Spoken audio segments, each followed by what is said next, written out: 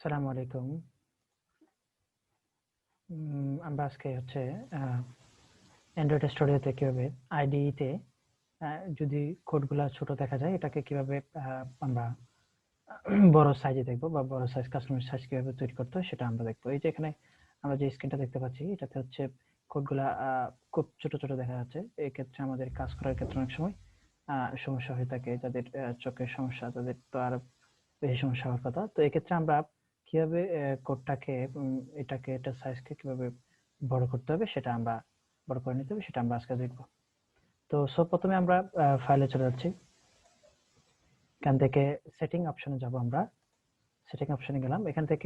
এখানে এডিটরে অনেক সময় এটা নাও আসতে পারে। এক্ষেত্রে আপনারা কি করবেন, এডিটিং এডিটর যেটা অপশন থাকবে এটাতে ক্লিক করবেন। ক্লিক করলে এখানে একটা ফন্ট অপশন আসবে ডানে।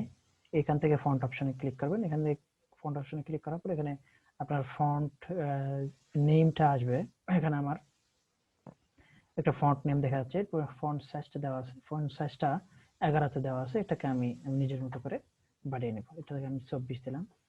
24 দেওয়ার পর এটাকে ওকে করে দিলাম। দেখুন আমার ফন্টটা এখানে আমি যেটা দিয়েছি 24 সাইজের একটা ফন্ট দেখা যাচ্ছে।